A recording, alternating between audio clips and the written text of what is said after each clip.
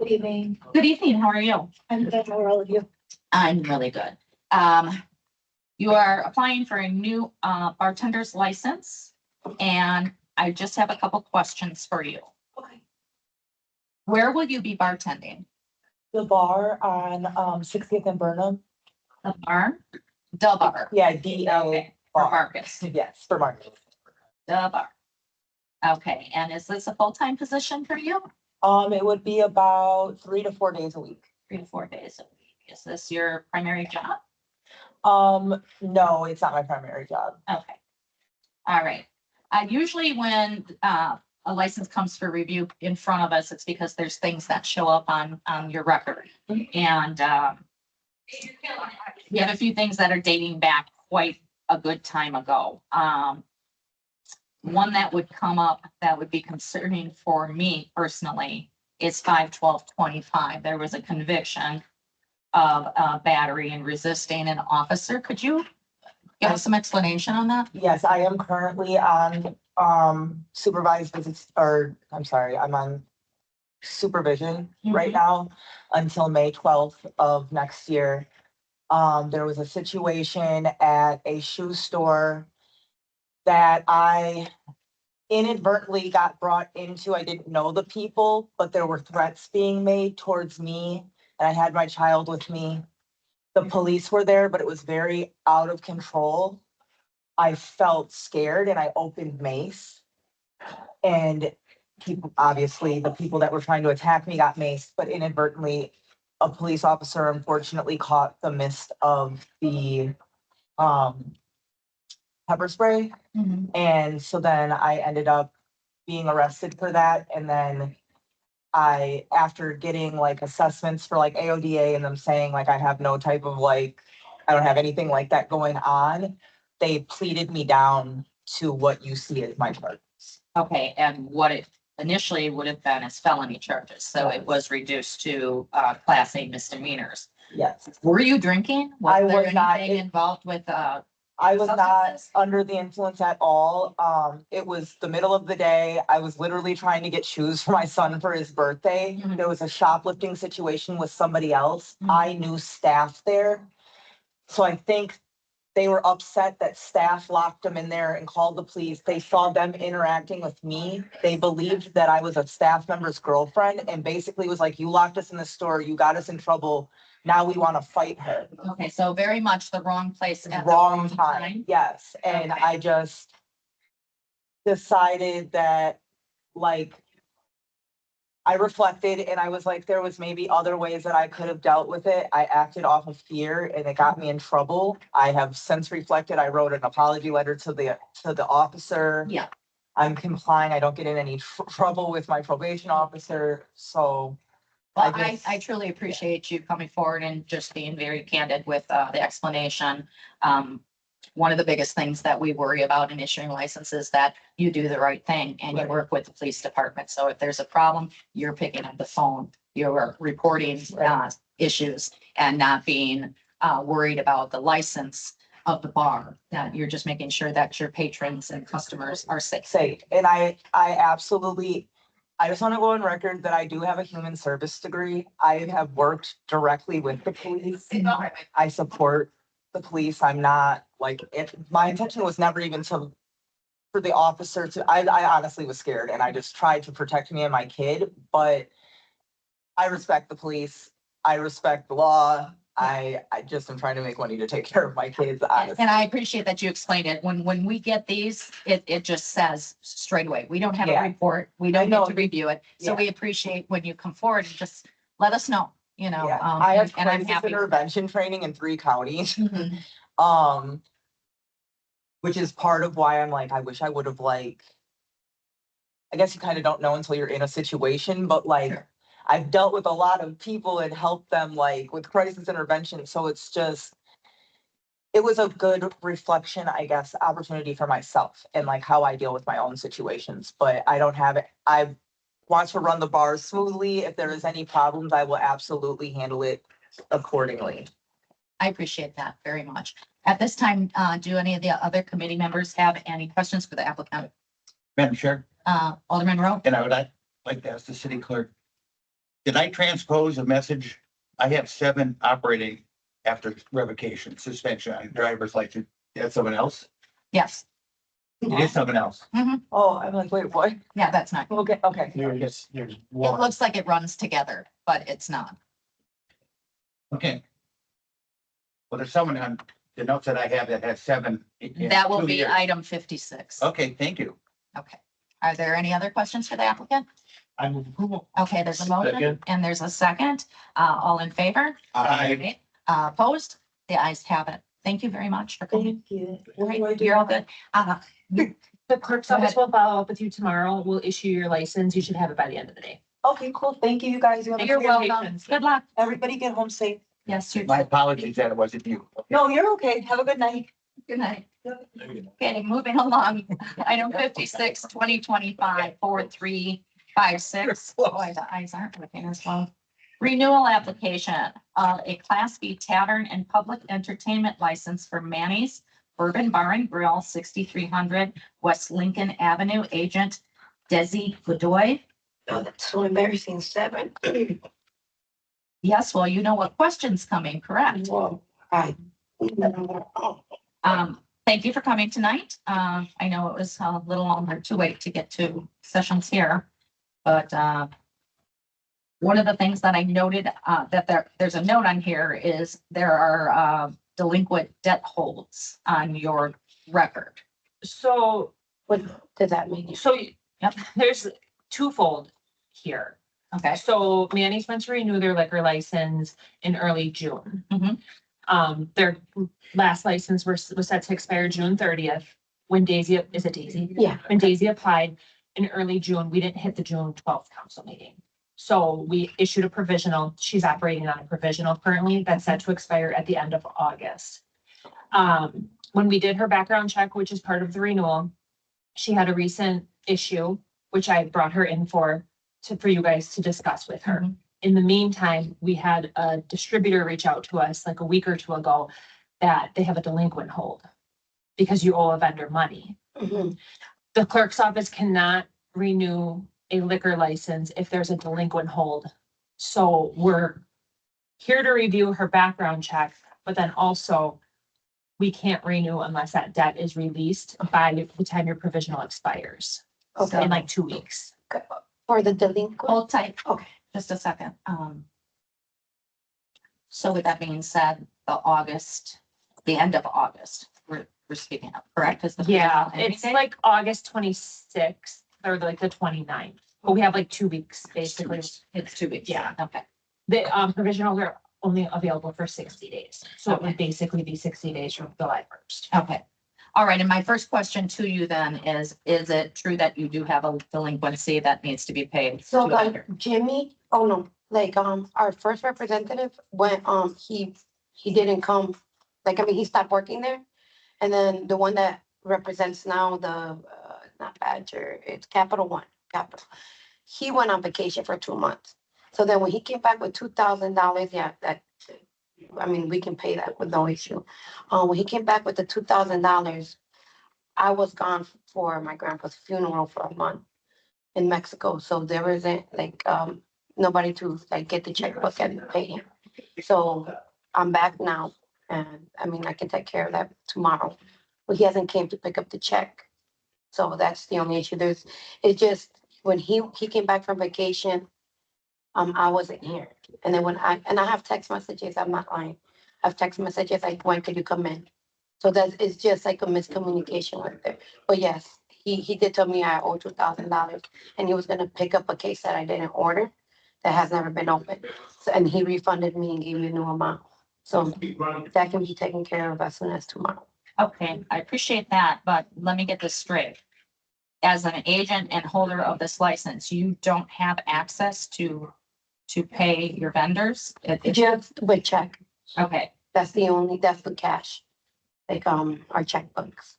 okay. So when he comes in and makes an order, I give it to him, or sometimes he just gives me a card and comes back. Okay, because it didn't make sense to me. You said somebody who does that is gone for 2 months. I would assume you're No, that. I was there, I only left 1 month. My representative of the liquor, that Houston guy wasn't there for 2 months. Okay.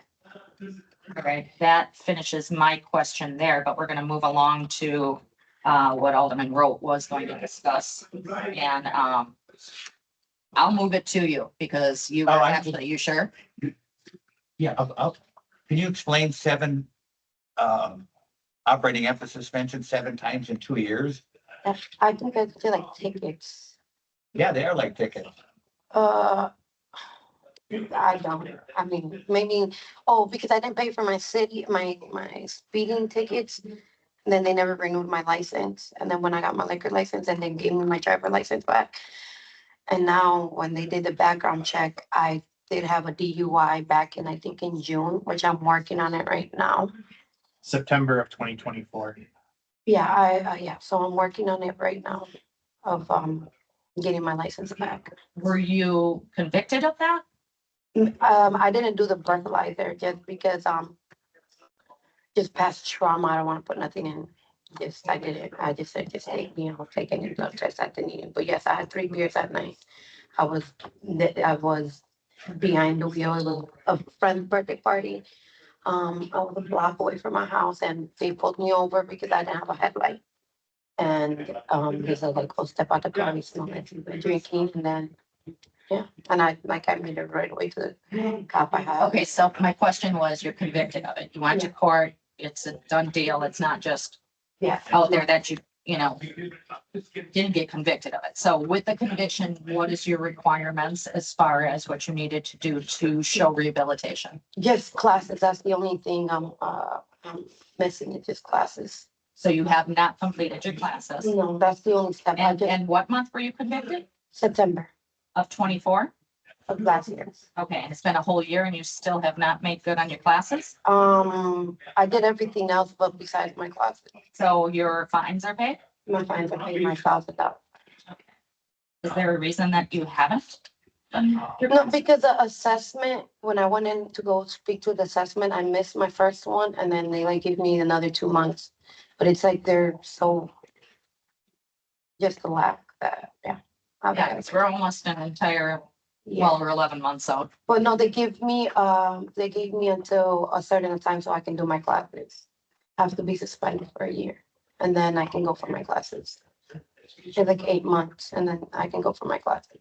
Okay, I don't have any additional questions, but I'm gonna open up to Madam after Chair. council. Yes, please. So you don't have a driver's license. No, How did you get here tonight? my friend dropped me off. Got a friend waiting in the parking lot? Well, no, I'm in the car when I'm out because we usually here late. Well, last time I came over here until 9. So yeah. And Madam Chair, if I may. Yes, please. So the concern, the reason that this committee is talking to you about this and has concerns about this is if you're operating any type of an establishment that sells alcohol in the city of West Allis or any city, you need to follow the law. And Absolutely. we're seeing here that you're not following the law. Mhm. And yeah, when you don't have a driver's license, that means that you cannot drive a vehicle, not just keep driving and just keep getting tickets. It means that you have to not drive a vehicle. Do you understand that? I do understand that. Okay. Can you explain to us what you're doing to obey the law now and that's what Alderwoman Grisham was asking about, to rehabilitate yourself from these issues? Well, yeah, I start my classes, next month. It's 6 weeks course. And that's it that I'm doing, but, yeah, I still get tickets. I think I only got 1 ticket, recently, like maybe last month but not, yeah, of driving without a license, but I'm not revoked no more, like, So you can't drive, so you shouldn't even gotten that ticket because you shouldn't be driving, right? Yeah, and Alderman Haas, if I may, we're dating back from 22 on to current. Well, this would have been, excuse me, this would have been through June, early June. So Right, I'm she looking at like the previous, because to what Alderman Rowe was saying, if we're looking at habitual law offending, we are looking at 1222, 123, 223, 523, 24. when was the last time you held a valid driver's license? Oh, I did until, because I had to get a driver's license to get my liquor license at first. So I did, I just recently got suspended or revoked after this DUI. So, it's on record. No, you were suspended before the DUI in 23, February of 23, January of 23, May of 23, August 23, June of 24, 12 or 22? and then you got the DUI. And that's why I'm asking, because it doesn't look like there's a break between these years, 22, 23, 4 times in 23, then 24, 624, 924 is the OWI. But I had to bring a valid license to get my liquor license. Where? Here is the steps. I did. No, nobody has, that is not how we operate. You don't need a driver's license to have a liquor. No, I mean, I know that's by state law, you don't have to have a driver's license, but, no, I had to bring, you guys required me and either my father or me to provide a driver's license. And I had to pay my tickets and I came back. Tracy, can you? So upon application, a driver's license is required to run a background check or like a state issued ID. But it sounds like Daisy's saying there was like a contingency placed on the Yeah, I approval. did, yeah. But so looking at the application of when they originally applied, that was your father, Manuel. Me and him, yeah. But I believe you originally had him listed as the agent and he was expired back when this application was originally back in March of 2024. I don't remember off the top of my head because that's kind of before I was fully involved in the clerk's office. I could look into it tomorrow. But I don't know that I'm gonna have a definitive answer immediately this evening. And I'm just gonna speak openly. I'm leaning towards a non-renewal here. Just because you haven't, in my opinion, met those rehabilitation factors, which is kind of required to show that you're going to be a responsible agent holding this license. And I mean, we haven't had no complaint at Manny's. Manny's is mostly a restaurant and we, at first, we came here and said we wanted more as a bar. And we listened, we took away what you guys required, which was a pool. You guys didn't want a pool table and we didn't have, music or drinks in the back until 8 and there's no fights. It's been family owned. You should see our Facebook, reviews. It's everything is positive. My personal life, I really think shouldn't affect the way, what my dad has, grew and what I have done in this community.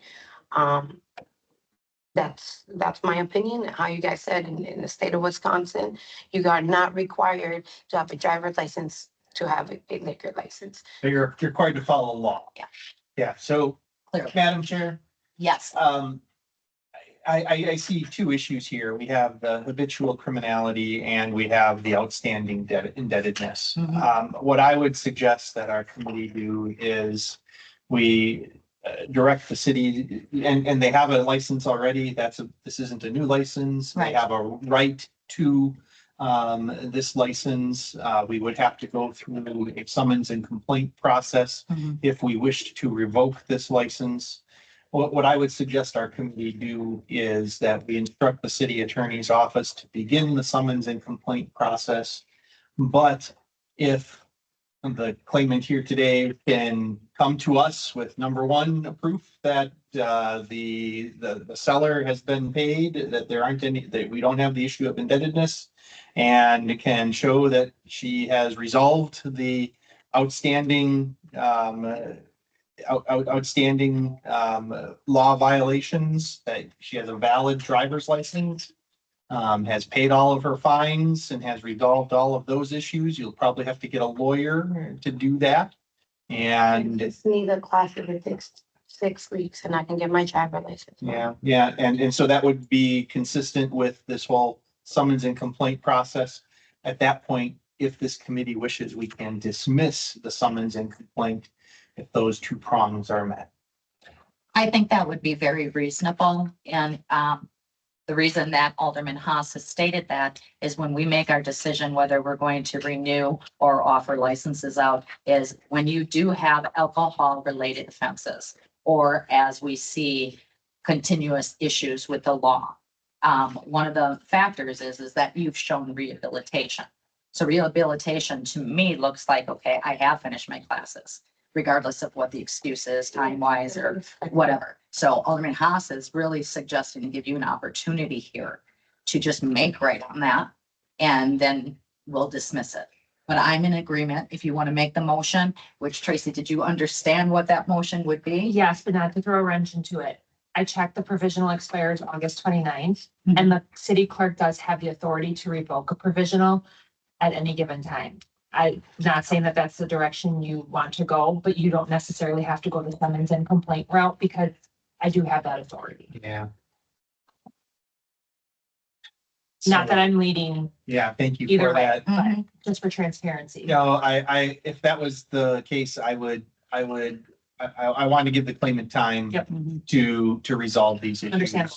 So, yeah, I think I am going to, even though it's more work, that's the other part. I'm concerned about work for the city attorney's office. But I think, yeah, my motion is what I said, to instruct the city attorney's office to draft summons and complaint, which we can revoke the summons and complaint. Right. We can dismiss the summons and complaint if those two prongs are met, that the indebtedness and a valid driver's license. And that means you have to stop driving. Also, no more suspension, no more tickets. Okay. I'll get that done. Yeah, and even though Tracy, you can revoke, Yes. we're asking that you do not, Absolutely. to give you, Daisy, an opportunity to make right on those things. And I wish you success in doing that. And, We gotta vote on that, Suzanne. okay, so there's a motion by Alderman Haas. Is there a second? Second. Okay, so we have a tie on the second. Any further discussion? Okay, all in favor? Aye. Opposed? The ayes have it. Excuse me, additionally, we do have to vote on the notice of non-renewal. If she isn't able to fulfill those things, then because the debt hasn't cleared, we do have to vote on providing her with the notice of non-renewal in case those provisions aren't met. Mhm. And we would, And I'll make a motion that you authorize that. I'm going to get it done. Yeah, and that's fine. It's just formality at this Yeah. point. So I would need a second. Second. Okay, all in favor? Aye. Aye. Opposed? The ayes have it. So both matters of business is taken care of. and just for formality purposes, I just.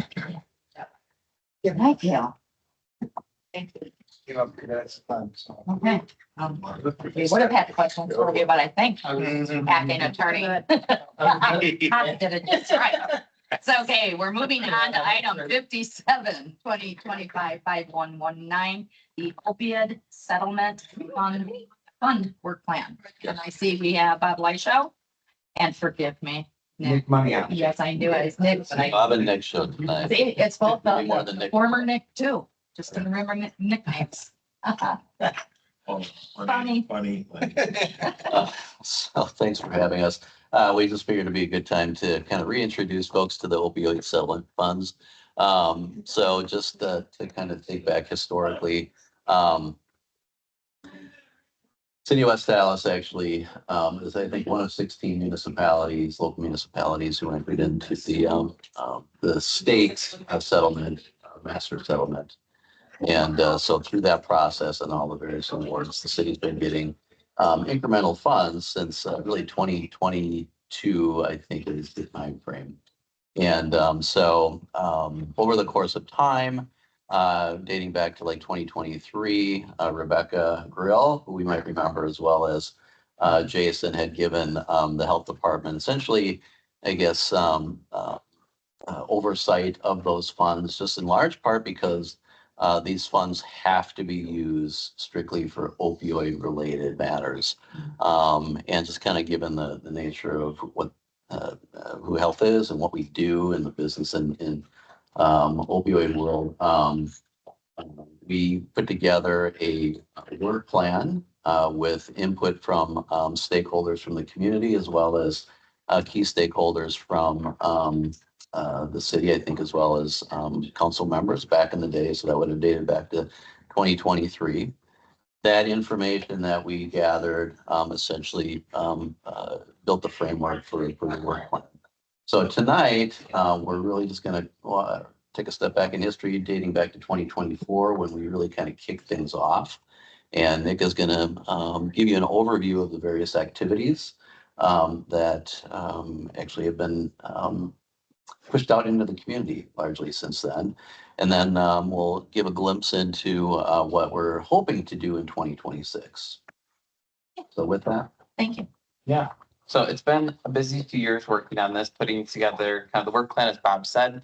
So kind of to start off, there's different categories for spending this funding that we're kind of obligated to fall under. So each of these are categories that are listed out, and then underneath each of these categories are like identified strategies that you kind of have to work within. So everything that's currently listed on our work plan and things that we've done and hope to do all fall kind of within these categories. I put asterisks next to each of the categories that we've either done something in or hope to do something in. Some of them I feel like are a little bit beyond like our scope of what we can do with this money. So we're really focusing on those that we feel like we can kind of cultivate a lot of change within. So we'll kind of start off with our work plan that's constantly kind of being updated and changed. So I can kind of read, I know it's pretty small. I can kind of read off. We identified 5 different target areas that we kind of wanted to work in as a health department. So we have prevention and early intervention. A lot of that falls under here is like school-based programming, talking about opioids, as well as a lot of like media marketing campaigns. So that's like billboards, TV commercials, radio ads, coasters, posters, kind of things like that. Working with local pharmacies to maybe advertise the dangers of opioids and the importance of naloxone, things of that nature. Next up, we have harm reduction, which is a lot of the work that we currently have been doing with our public health vending machines and doing Narcan trainings within the community. Additionally listed under here is just kind of some other different strategies that we have the potential to kind of move into if needed. So we talked about installing additional public health vending machines if we see fit. Currently, we're satisfied with the 2, but maybe in the future we want an additional one. Talking about providing funding maybe to West Dallas Fire Department, their mobile integrated healthcare team, if they need it. Currently, they're not at the capacity to need more funding from us, but if so, we can always provide them kind of with like a sub grant with this funding, things like that. And then working with local hotels, motels, bars, restaurants to get them trained on Narcan administration.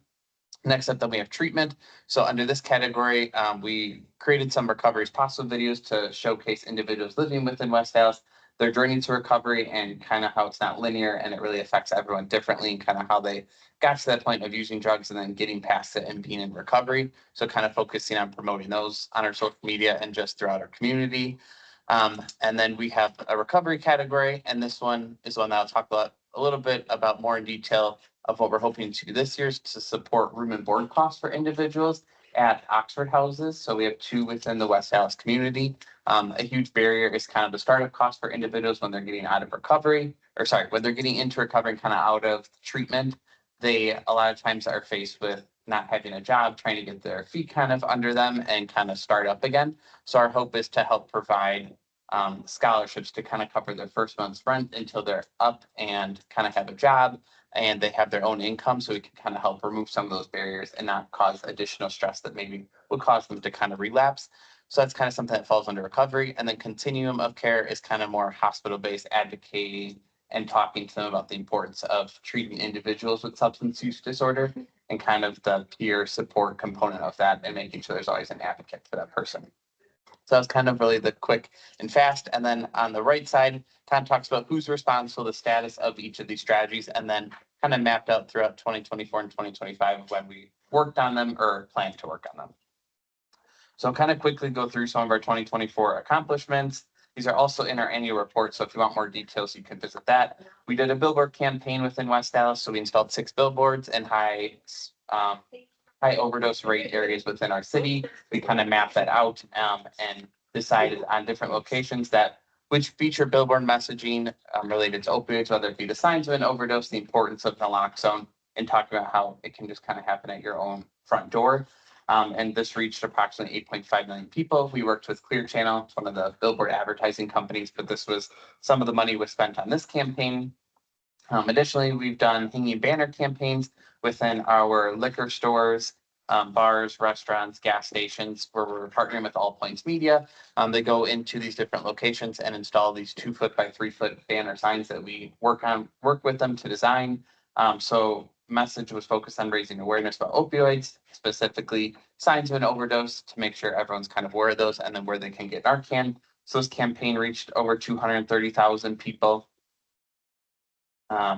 Next up, we have opioid use disorder resource cards. So within our vending machine, we're giving out Narcan. Attached to each of those boxes of Narcan are these overdose awareness cards, presenting people with the signs of an overdose, as well as how to use that Narcan, and then linking to our website with additional resources within our community. We also give these out during all of our trainings that we do throughout our city, and they're available in English and Spanish to make sure we're reaching larger percentages of the population. And then the orange up here, this is just kind of same old category each of these are falling under. We've done postcards to hotspot areas in our city. So when we map overdoses that are occurring both fatal and non-fatal, we are able to use I think it's the GIS system. We're able to kind of drag shape around that area and pull all the addresses.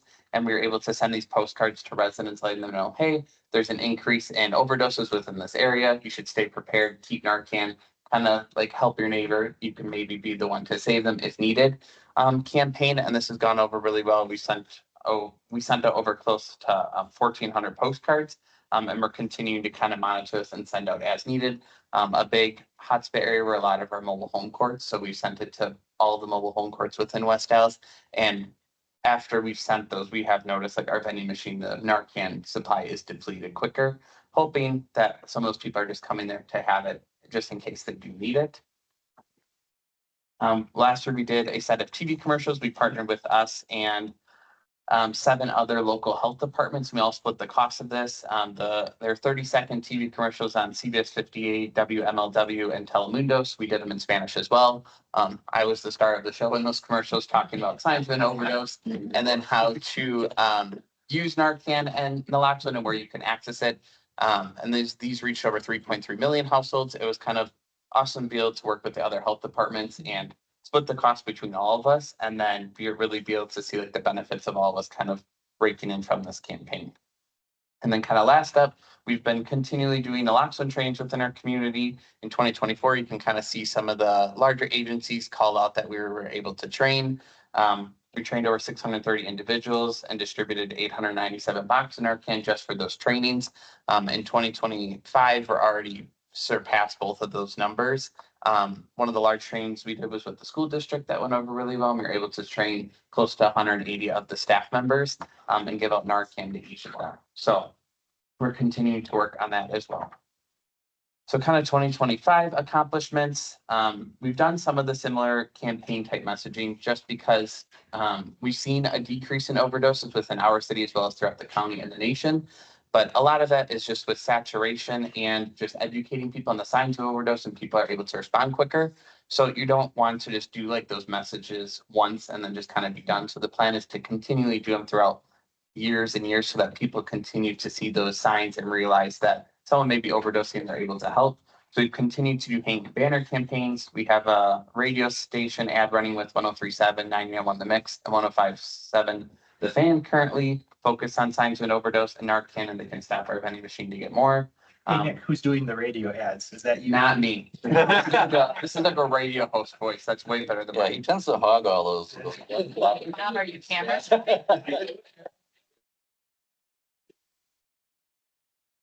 We're doing a campaign with Radio Caliente, which is Spanish speaking, not me again, someone else's voice on that. And then as well as installing just naloxone and signs of overdose posters within a lot of our bars and restaurants. Right before State Fair, we reached out to every bar and restaurant along kind of that strip on Greenfield and went in there, did a quick training with them and provided them with posters if they're interested to put up in their bathrooms. And then for harm reduction, we did a drink coaster campaign. So we developed 5 different coasters talking about the signs of an overdose, the importance of naloxone, and then some focus on fentanyl. Unfortunately, it's within all of our drug supply, and we wanted to do awareness and education about fentanyl testing strips and making sure people are aware of just how dangerous it is. So we were able to go to 5 different bars and restaurants and hotspot areas, give each of them 400 coasters to put out on their bars and utilize. One of the locations was Tompkins. I'll get to- And we were able to, they saved them to use during state fair just when there's an increased traffic. Yeah, and I'll just add too, I mean, the ones that we did approach, very receptive, just to the idea. So I think we maybe had one bar refuse. Everyone accepted the coast. Yeah, the one bar refused like training. Just They were training, like, we're good. But overall, we've had really good success with that. I think with us stopping in and giving them something free, and them like, hey, can we train you as well? They've been really receptive to that, which is great. We've continued to do the postcards, send those out and trainings as well. And then kind of for the moving forward, we currently ordered a drug disposal drop box. So I worked with our West Dallas Police Department. There's currently only the one located on Lincoln Avenue within that location. So we talked about adding an additional one kind of near the health department, and we decided the best location would be within our health department. We have a lot of visitors coming in for immunizations, or they just kind of assume that that's a service we offer, and we currently don't. So we ordered that. It's going to be installed within our vestibule, and then police will be the one to manage emptying it and destroying the medication. That these all fall under kind of the categories for spending. The Oxford Housing Rental Assistance is kind of what I mentioned earlier. So our hope is to offer a set amount of scholarships per year for individuals entering the Oxford homes. And we'd work with like community medical services and Rogers Behavioral Health to place those individuals. Coming from a lot of the treatment programs, they kind of can see success in different clients and then refer them to us, and then we could approve them to be placed in an Oxford house and cover that rental assistance. So we set a certain amount aside for that kind of each year. And then for prevention, early intervention, our hope is to do more billboard campaigns, just to continue with that messaging in our community. And then we're gonna roll out, this is not about drugs, it's an opioids education programming within middle and high school. There's nothing currently really being done with that. It's generally talked about just kind of under the guise of like alcohol and just drugs and kind of in like the general sense, but nothing really focusing on like the signs of an overdose and the importance of having Narcan and just making sure kids are aware that it is available. So we're getting a few staff members trained in that, and we've been talking with the fire department. They're interested in getting one of their staff members trained as well, so we can kind of all go in and present like a united front. And then also doing an additional radio campaign that kind of reaches a different target audience. So we've seen a lot of success with our Odyssey one that we've done, and just the amount of Narcan that's being taken out of our machine is a lot higher when those ads have been running. So I think that's kind of it. I was trying to go quick. Hopefully I didn't talk too Well, much. you did great, Nick. Yeah, you did great. Yeah. And I just have to say, Bob, Nick, bang up job. Thank you. You know, Yeah. you're hitting all points, which is great. I really like the idea of the scholarships for the Oxford House. I think that's fantastic. The one thing that I noticed, and this just goes back to my experience, even as a young kid, like, and I'm old, and it was the Just Say No to Drugs Mhm. campaign. So I don't know if I'm the only one in that category. You can Oh, back me up. Dare? Well, Dare was my kids more so, but what are the stats and your thought as a health department that we reach elementary level? Because a lot of that, and find a campaign that meets their age group, because I think a lot of that is knowing early on. I mean, sad to say, a lot of the middle schoolers are already had their hands and experimented with drugs. Mhm. I think if we can catch them at a younger age Mhm. and really get that messaging out to them, Yeah. I think that would help a lot. Yeah, Are no, are you thinking of that, or is We're there? on board with that, you know, Okay. the early prevention is really ideal. Because we know that they start to use just substances in general, just become curious early on. Right. So, yeah, we have entered into conversations with the school district to try and figure out how we can kind of better present ourselves, you know, to touch base on some of these issues, but we're just not there yet. The Okay. conversation's been open, so one possible avenue with regard to West Allis, West Milwaukee, and part of the challenge here with these funds is that these are West Allis funds, and so we have to be very targeted in terms Yeah. of how they can be used. So you start looking at where you've got your highest risk, some of the schools might be outside of the West Allis jurisdiction. Mhm. But in the grand scheme of things, we're talking with them around vaping, Mhm. which might have a connection and tie in terms of risky behaviors to other substance use, and you know, therefore, if you kind of think logically, you know, the potential, effect on, their use of opioids or access to Yeah. opioids. So we're actively working with the district now on vaping, and we'll see how that kind of plays itself out. We have talked about introducing some opioid content into that as well. Yeah, specifically this program we're hoping to do within our sixth grade middle schools, just because, like you said, I think elementary is kind of a little tricky because you can talk about some things with them, but maybe not to that extent. So sixth grade, but that's kind of right after fifth grade, they're entering middle school. One presentation we're able to do within the elementary school, we did with Forest Band, was like when to call 911, and we partnered with fire department. And we kind of did the general sense of like, if you find a parent or loved one under response, maybe not breathing, kind of making a snoring noise, more kind of in that context, not being like they're overdosing because they're maybe not sure of what that is yet. Right. So that was kind of, I feel like almost a way around it, and just kind of getting them in and making sure they know how to call 911 and use a parent's cell phone. Yep. So that's something that we are doing. We hope to expand to other elementary schools, just kind of starting with that 911 presentation. Fantastic. Well, I thank you for the presentation. Do any, Madam- Alders have any questions? Madam Chair, Please go ahead. question and a comment. Question, Oxford House. What is the startup? What would it cost for a person to go in there if they didn't have?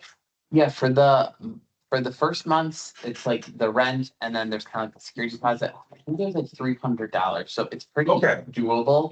They Still, only it's have a close. certain number of beds within the house, and a lot of people stay either months or years within those sober living homes. Like there's no time constraint as long as they're paying the rent and they're staying sober and kind of following the house rules, and they're kind of voted in and accepted. They can kind of stay there as long as they want. So I think within the budget, when we kind of calculated it out, I had, oh, we took that slide out because it was really detailed. I think we had to budget like $7,500. Yeah. I know. I think we budgeted like $7,500 this year. Okay. You should have seen the first. Which would then kind of. if you He knows split it that out, we're it older, was like right? 10 to 15.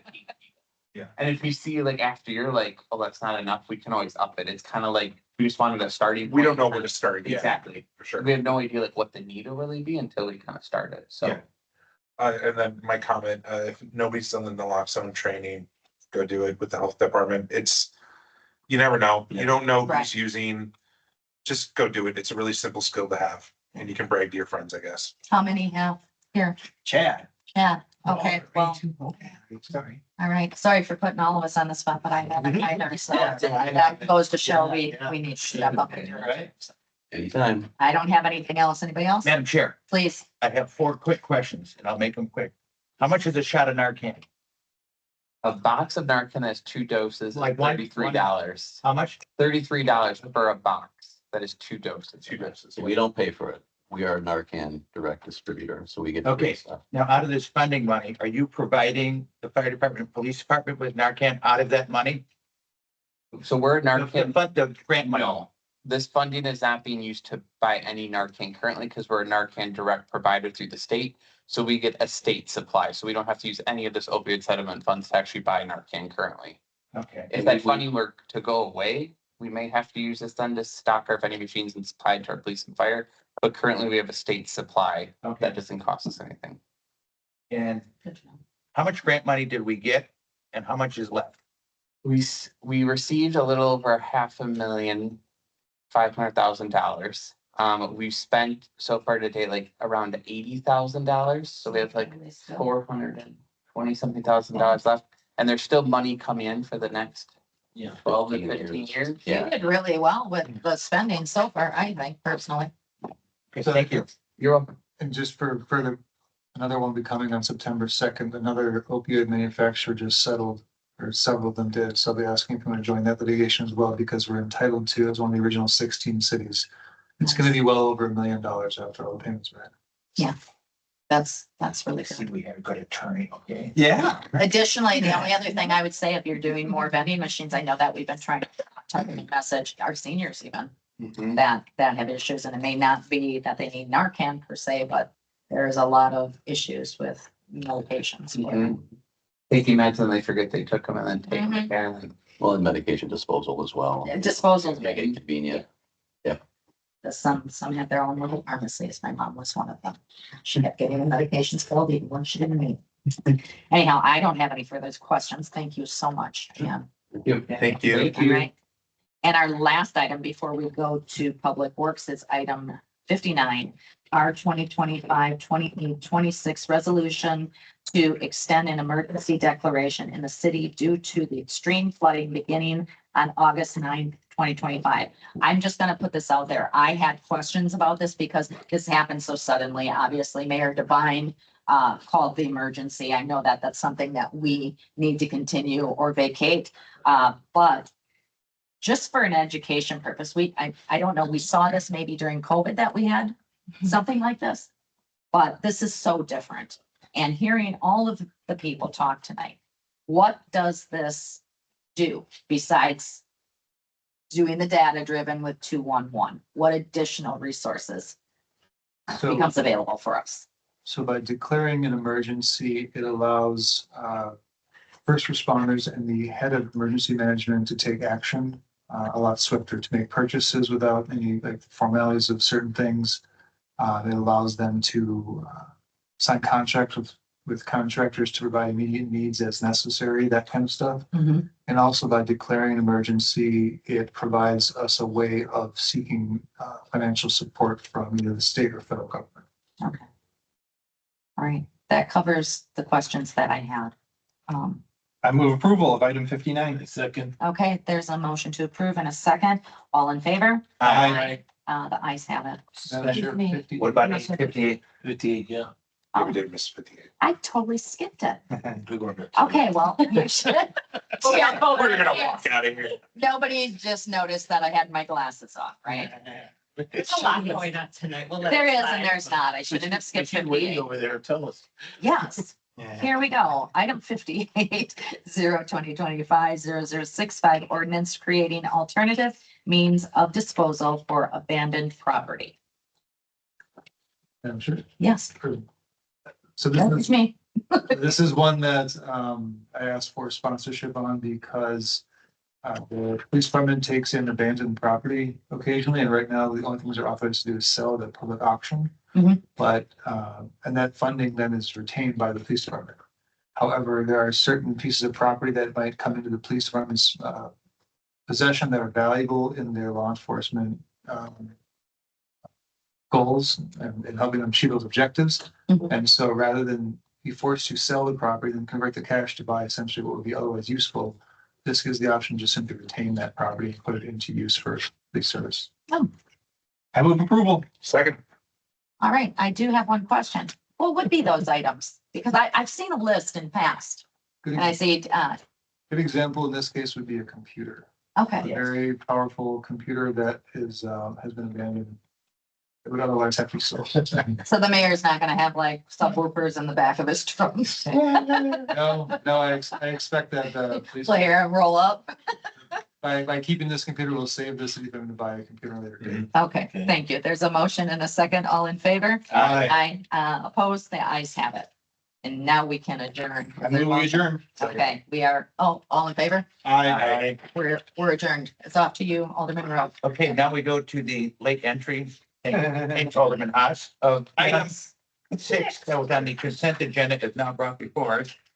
It's ordinance 2025-0071, ordinance to establish one-way traffic on the 14th through 1600 blocks of South 62nd and South 63rd. Alderman Haas. Yes, thank you, Mr. Chair. You're right. I intend on voting in favor of this. Both alderpersons for the district are sponsors of it. It's in District 1. I just want to know what's going on, and I certainly could have done that with a phone call or an email. But I think it's worth it for us all to have a discussion here Sure. and have it be available by video. Linda, can you please tell us what's going on? So last year, we had a project at 62nd and Lapham where we built some bioswale bump outs with MMSD green seams funds and that. Very intensive project. We ended up doing it during the school year. While we were doing that project, we set up a traffic pattern, which was traffic on one street going one way and one going the other because that intersection was closed. And during pickup and drop off, it is just chaotic to say the least in the area. The school commented how much they liked it. I attended one of the community meetings, for the neighborhood association, that's over there, and they were in favor of it. The alders of the district are in favor of it. So we felt we should go forward with it. 62nd will, 62nd is a one-way south. So we'll continue that, and 63rd will be the matching going north. So it just seems like it'll help out everybody, so. Okay, and then just the one concern is, yeah, we have reckless drivers, people driving too fast. One ways can cause more of that, but there's traffic calming already in place here. Right. Yes, yes. Excuse me, just so you know, one of the things I talked to the people in the neighborhood associations and also some of the teachers, and it has made a big difference, just those things that were done. In fact, no one's talked to me about speed bumps since, so I'm very happy about that. That's good. So when I heard about this, I thought that was one more element, because the one other problem we have is people parking in areas they're not supposed to park at. This will help a lot. This will really help a lot. So I was very happy to hear about it. Mr. Chair, Go ahead, please. Ray, question for you, or Melinda, what traffic calming measures have been placed there? Just curious. Well, we built the bump outs. So at the Okay, the bump intersection of 62nd and Lapham, there's bump outs on all four corners there. There are actually also bioswales, so it's helping our stormwater efforts as well as traffic calming. It was an excellent project. And the kids can use it as an educational tool as well. Yeah, we have that on 92nd, I believe, in Lapham. Yes, yeah. That was a bang up job on that stretch too. So that was my question. Mr. Chair, I move approval. Second. Been moved and seconded. All in favor, say aye. Aye. Opposed? Motion carries. Motion to adjourn? Second. All in favor, say aye. Aye. Opposed? We're adjourned. Thank you. Okay. You're holding it. Hopefully they're not too mad at us now. I'm sorry I Right. came in so hot, but technology has been like the topic of Oh, yeah, you- conversation for you've like been the busy. last week, and they were like, No. you gotta record, you gotta record, you gotta record. And then I come in and